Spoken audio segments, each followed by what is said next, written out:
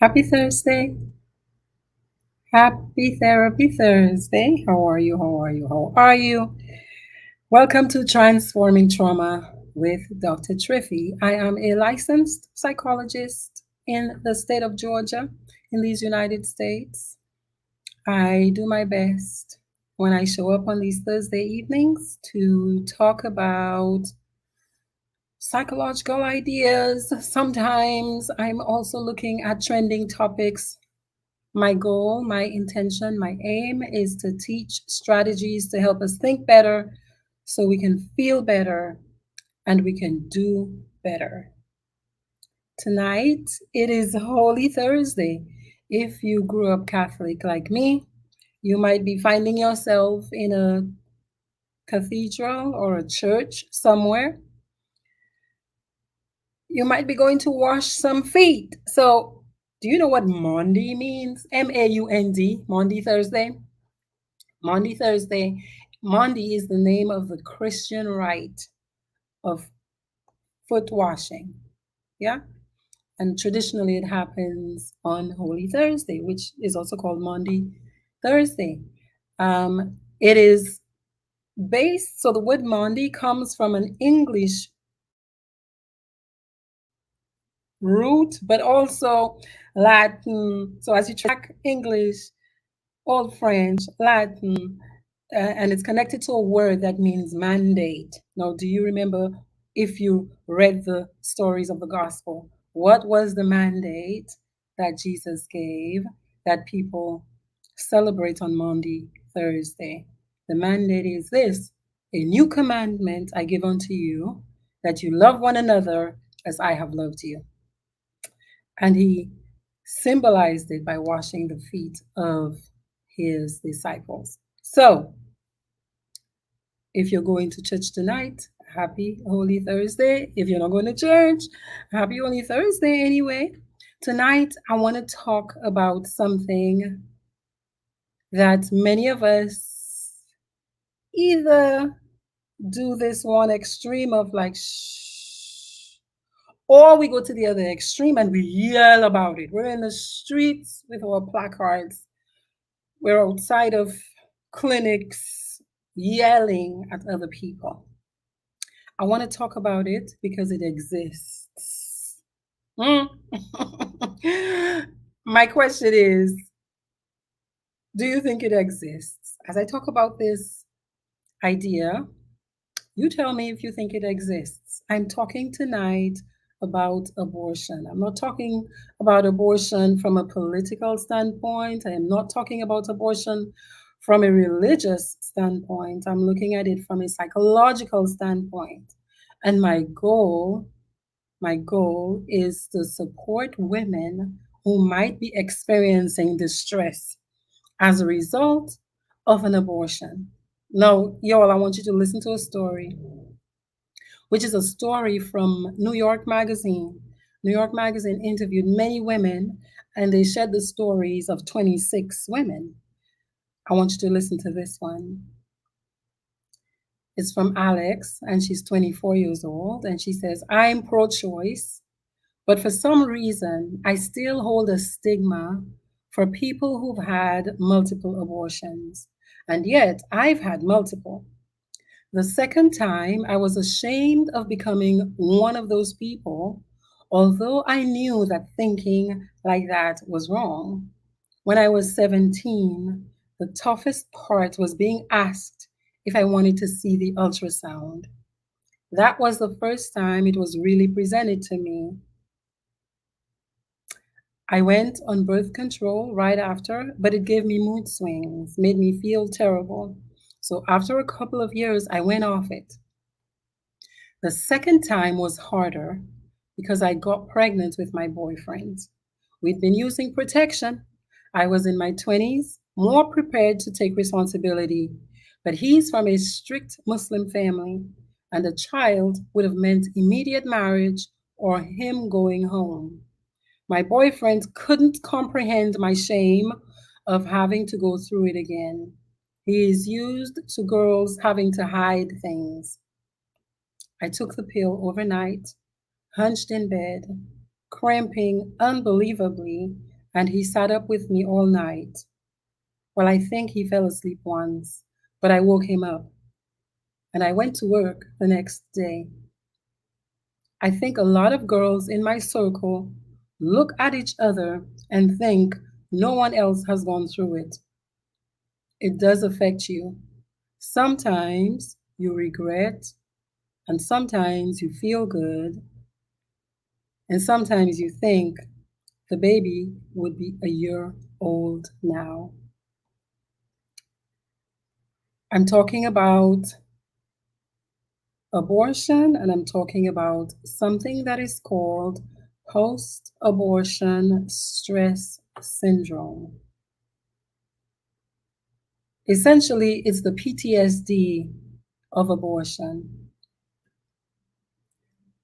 As I said earlier, regardless of your political, your religious, your ideological ideas on abortion, the fact is 1 in 4 women before the age of 45 in these United States, I'm not sure what the numbers are in other countries, but in the US, 1 in 4. If you're sitting in a room with 4 women in the United States, 1 out of 4, 1 out of the 4 will have had an abortion by age 45. And what the research shows, the psychological research shows that at close to 90-95% of women who choose to have an abortion feel okay, are actually relieved.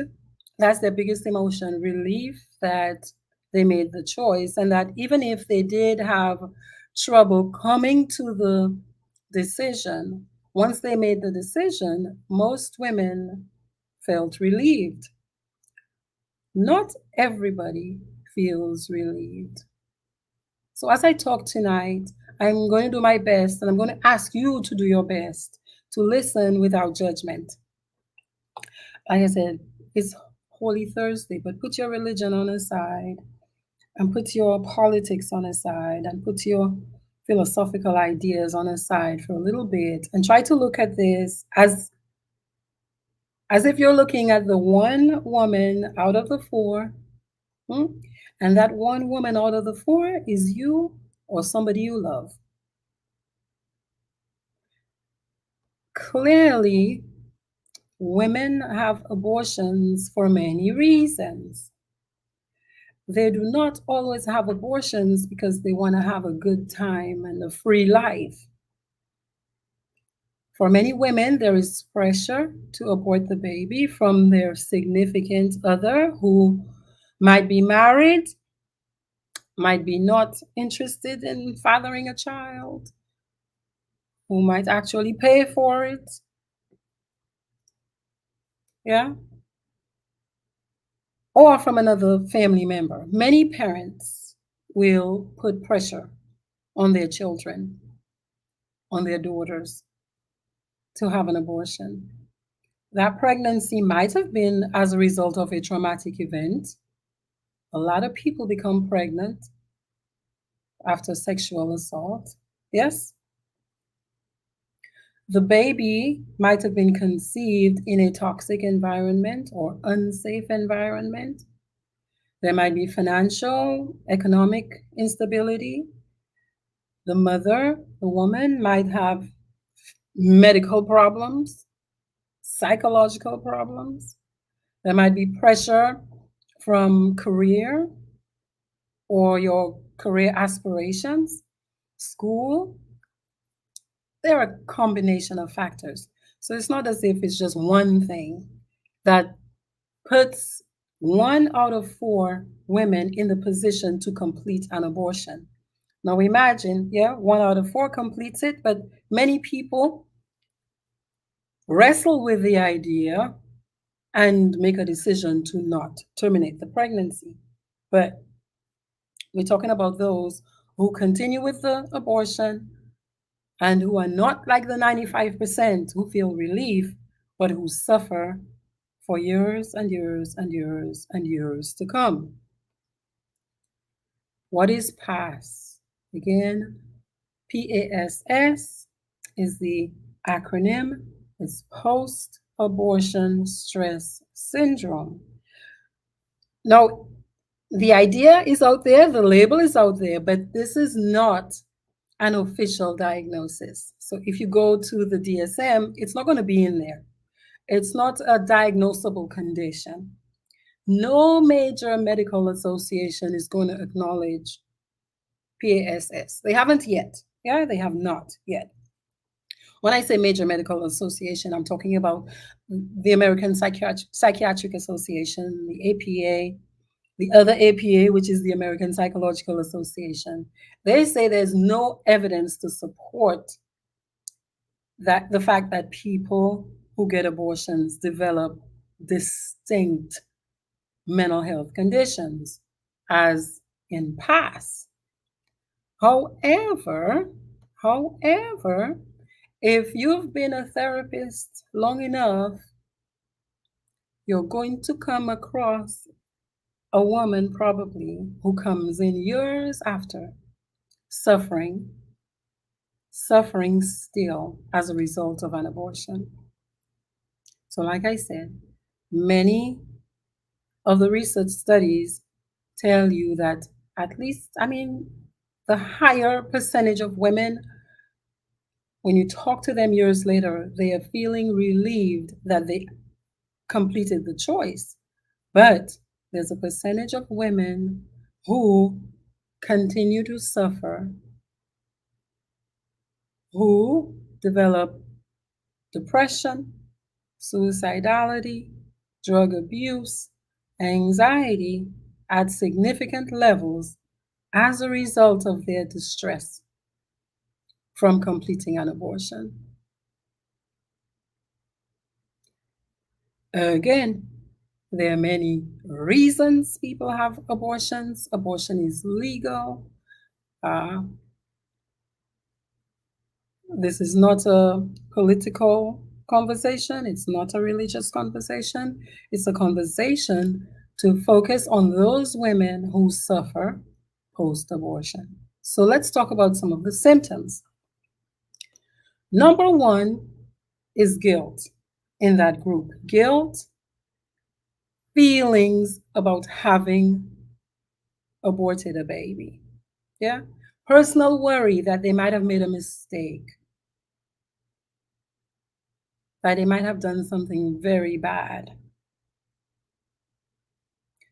Some of these people have religious beliefs about life and death that continue to cause ambivalence about the choice. And you might find many women years later wondering what the baby might have looked like. Would the baby be this age by now? What would they be doing? Number two, anxiety. High anxiety. Now, general anxiety is a common symptom of PTSD. In the case of PASS, there might be particular anxiety over reproductive issues. So you might find a woman worrying before she gets pregnant again. Do I deserve to have a baby? Will I get pregnant? Will I be able to get pregnant again? Some people who have not fully processed their choice, their decision, might worry that they'll be punished. Might worry that they'll be punished by not being able to bear a child again. Again, if you've practiced long enough, you will meet women who are still struggling many years post-abortion. Some people report numbness. So numbness is kind of a dissociated state, like a disconnected state to your feelings. Yeah, I'm just flat. I'm not sad about it. I'm not mad about it. I don't want to think about it. I don't want to think about it. I don't want to talk about it. I don't feel anything. I don't feel relief. I don't feel anything. I don't feel anxiety. Yeah. So numbness. Another symptom is depression. Yeah. Grief, sadness, increased irritability, concentration problems, feelings of isolation. Now, if you've had an abortion, depending on your circumstances, you probably didn't have support, probably couldn't talk to anybody about it. And if, say, you had so much ambivalence, but you did it anyway, can you not see how some people might struggle with feeling alone and feeling the burden of trying to resolve it alone? Some people experience flashbacks. Now, abortion is surgery. There are many women who will tell you in their stories that they remember everything about the day, how the room smelled, yeah, how it, what the sounds they heard. And it can be a distressing experience because that is one surgery that happens when a patient is fully conscious. Yeah. Suicidal thinking. In extreme cases, the PTSD that results from having an abortion that felt controversial for someone, yeah, could lead to suicidal thoughts that might need immediate treatment. Now, I I think it's okay to admit that many women don't run to abortion as their first choice. I think, as I said earlier, there's so many reasons why women make the choice to have an abortion. Yeah.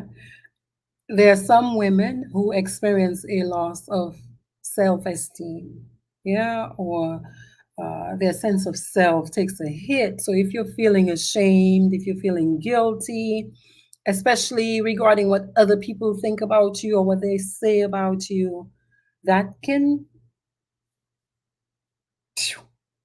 that can hurt your sense of self. Yeah, if I'm walking around feeling bad about myself, and some of us, we replay these things in our minds, even if nobody else knows, we just replay these thoughts, these shaming thoughts and these guilty feelings alone inside without support. Okay. So some of these emotions might be experienced even if initially there was a feeling of relief, because clearly this is a big decision, yeah, and for many people, you're solving a problem, you're solving a problem, but after the initial relief, there might be those experiences of guilt and sadness and shame and depression, anxiety, irritability. I'm going to be saying that a lot. Although abortions might induce post traumatic like symptoms in some women, most women report relief when you interview them years after the abortion. Okay? What you find is women who were comfortable with their decision, most of them tend to be more comfortable talking about it. So people who really reasoned through their choice and they were comfortable with their choice, who were not being pressured, who were not being forced, who also didn't have very strong religious beliefs against abortion, yeah, they seem to move through it easier. There's less shame, there's less regret, there's less guilt. One thing I want to say is that as I read through the literature, it does feel there's almost like there's a school of thought where it's almost like, well, no, it could not be. There's no such thing as post-abortion stress syndrome. But for me personally, it felt a little political. For me, it felt a little political, not so much religious, but it felt a little political, as if you were supposed to think or feel a certain way about it. But again, people's stories don't lie. If even if 95% of people are okay and they feel relief, there's a percentage of women who are suffering in silence. And many of them are suffering in silence because of the stigma. Women with religious backgrounds, again, can have a particularly hard time because even if they made the difficult choice, they're wrestling with, was it wrong? Was it right? So, what are some risk factors to decide, well, which of the 100%, yeah, of women, which of that 5% out of that 100 might be at risk for post-abortion stress syndrome? These might be women for whom there was pressure. There was pressure in their environment to terminate the pregnancy. They did not want to do it. They did not want to do it. If they did it against the idea or the belief, say, of their partner, there was more, there's more risk.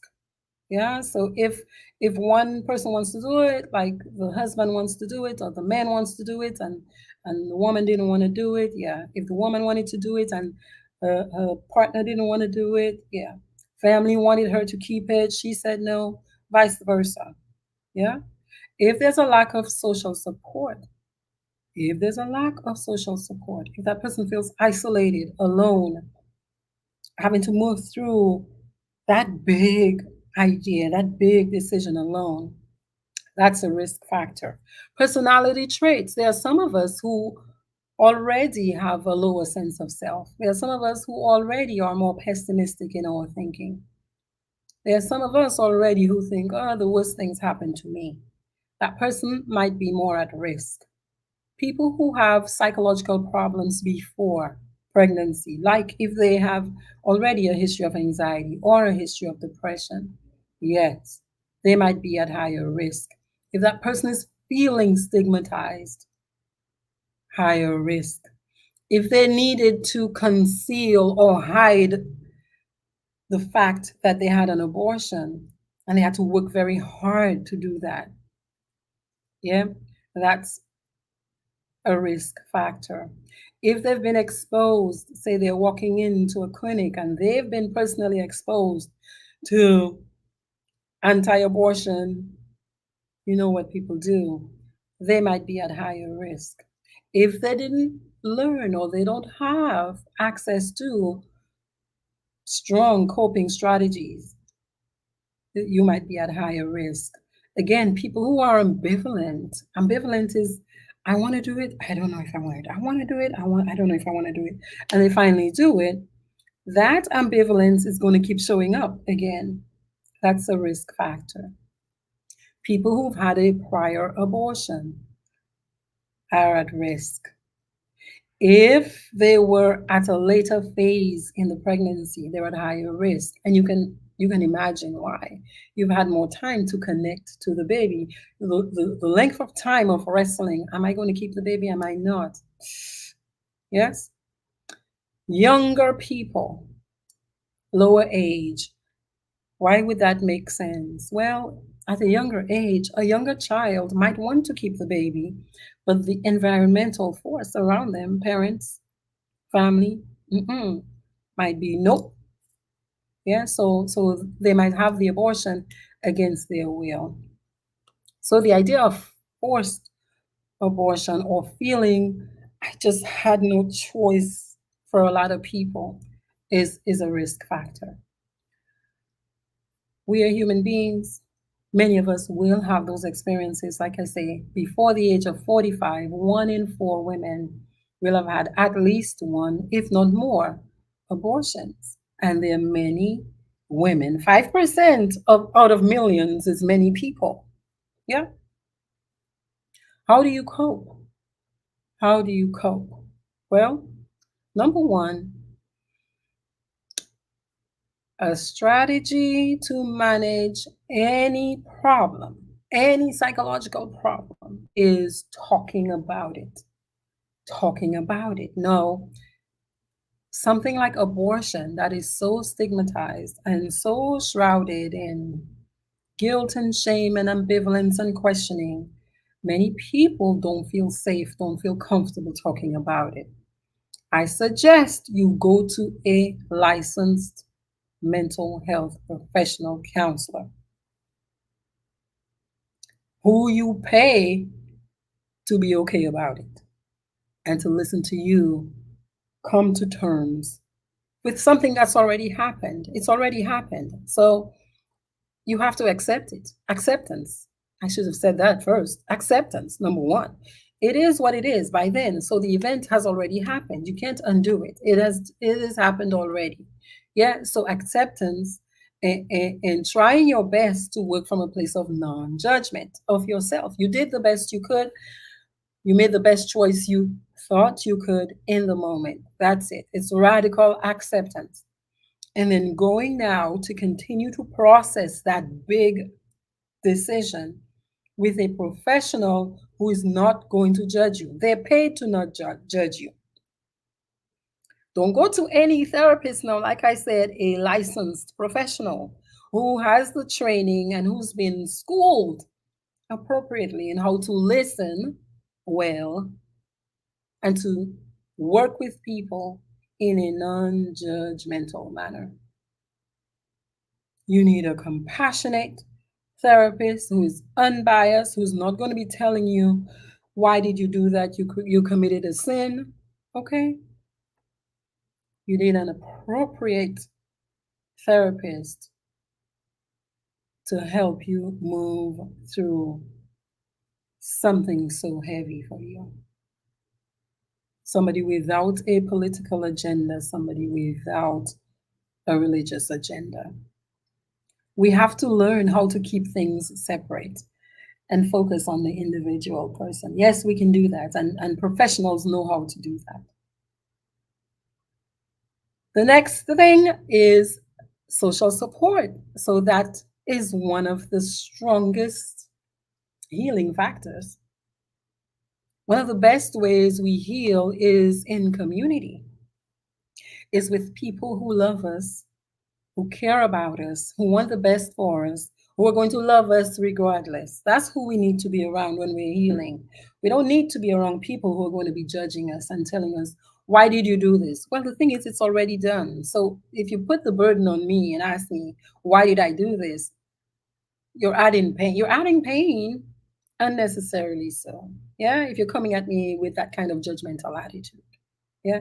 So it's important to surround yourself before you make the decision, before and after, before, during, and after.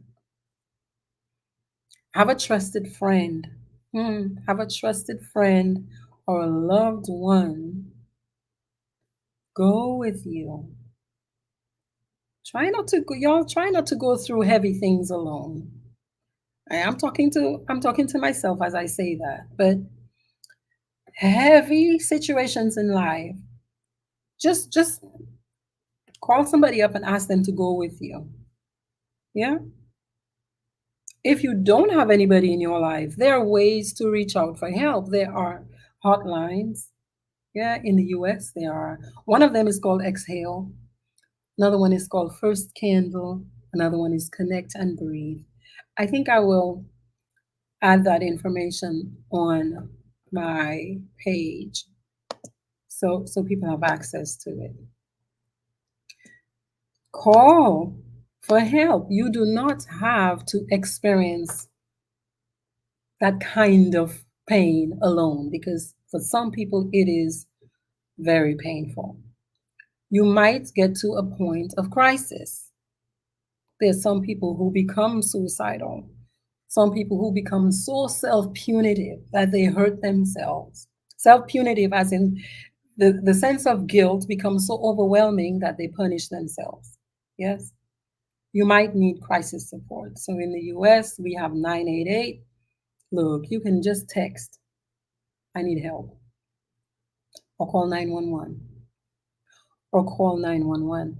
I think for people who have strong ambivalence because of their religious beliefs, I think that at some point it's going to be important. I think it might, I'm going to say might be important to talk to a religious person. But I say that and I feel as if I'm walking on broken glass because a lot of our religious people, although they've been schooled by the great teacher, judge not lest you be judged, they are very professional at judging, and they can they can hurt us more sometimes without meaning to. Sometimes they think they're doing a good thing. But I think coming to terms or getting some kind of religious support and some kind of reassurance, yeah, some kind of reassurance and a path to help the person feel whole again in their faith, whatever that is. I think that's important. But I think it should happen. I would recommend it happens after you've spoken and processed your feelings, your thoughts, your decision with a professional mental health therapist. So do that first and work on your sense of self. Yeah, that part of you that might have been feeling so bad about yourself, get that up to 100%. Yeah, as close to as possible first.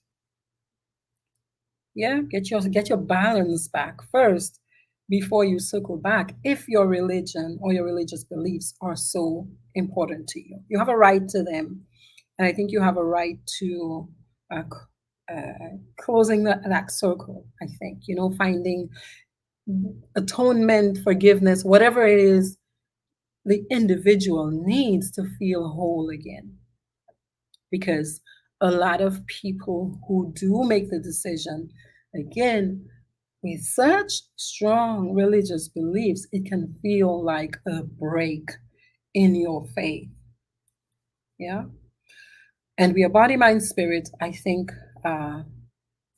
healing your spiritual wounds, whatever they are, is very important. Okay? Is very important. You might find some people, when I talked about the break, sometimes we overcompensate. So some people might pull themselves out of their religious practice, whatever it is they used to be doing because of guilt, shame. And some people with this guilt and shame, they do something where they overcompensate and they become super highly religious, yeah, as if making amends. But I think that's a way to, that's one way to cope, but I don't know that suppressing our emotions is the best way to cope.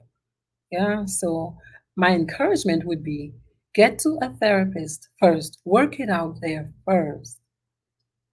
But if your religious beliefs and your faith, whatever practice you used to find such strength and hope and positive in, if that was broken, find a way to return to somebody, mm, in that community who you trust, who you know, yeah, that person's been very supportive.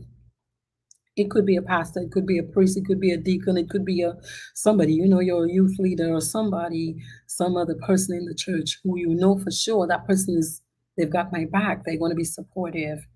And that might be a path back into your faith or your religious practice.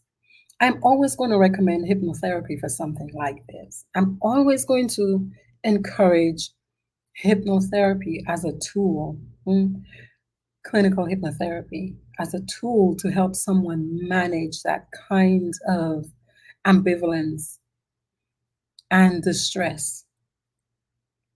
Yeah.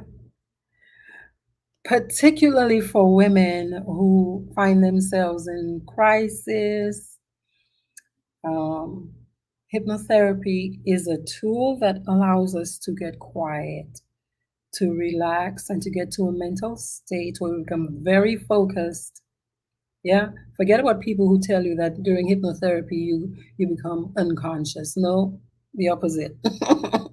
Okay, where we become very focused and we can begin to make connections that perhaps when we're in our conscious state we don't. Yeah, because we're distracted with this, that, and the other. Hypnotherapy also allows you to, in a way, reset, make new decisions about how you want to keep moving forward. come to terms with many things, release emotions, emotions like shame and guilt. Yes, I think hypnotherapy is a powerful tool to help you move through that. Sometimes talk therapy hits us up here. When I say up here, I mean like in our conscious state.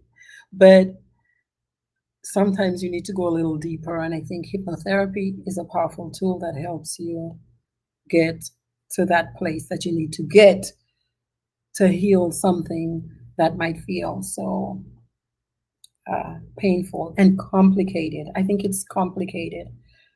I think it's complicated because there's so much noise around it and the stigma is still so big. So, the healthiest thing you can do for yourself is to seek professional help. Don't try to do it alone. Get support from your social network. After you have processed and done your work with a professional therapist, if that is still important to you, your religious beliefs and faith, find a way to circle back. But again, circle back to people who you trust, yeah, and who you know for sure, people you've had experiences with before, and you know they come at you in a loving, supportive way. Don't just go to anybody in the church because you're feeling guilty, because sometimes the person might not uh, necessarily know how to support you in the way that you need, in the way that you need. So, abortion is a big idea. I mean, it's a big thing, it's a big topic. When you think about it, it's not just a physical or a bodily intervention because we have issues of life and death. So you're talking about mental, your thought world gets involved, your spiritual world gets involved. So it's a big decision. It's a big decision. And so to think that everybody would be able to do it and not have spiritual and mental pain, perhaps, I think is not realistic. I think it's not realistic. And I think if women, if we're going to be okay with women having the choice to have abortions as individuals, we also have to be okay with the full experience of the woman who might have psychic pain, spiritual pain, mental pain because of the abortion. And there ought to be good care on every level available to a woman who's had an abortion who might still be experiencing distress. So, those are my thoughts on that. Those are my thoughts on post abortion stress syndrome. I hope you'll have a wonderful, wonderful, wonderful Easter as it comes up. I will see you next Thursday.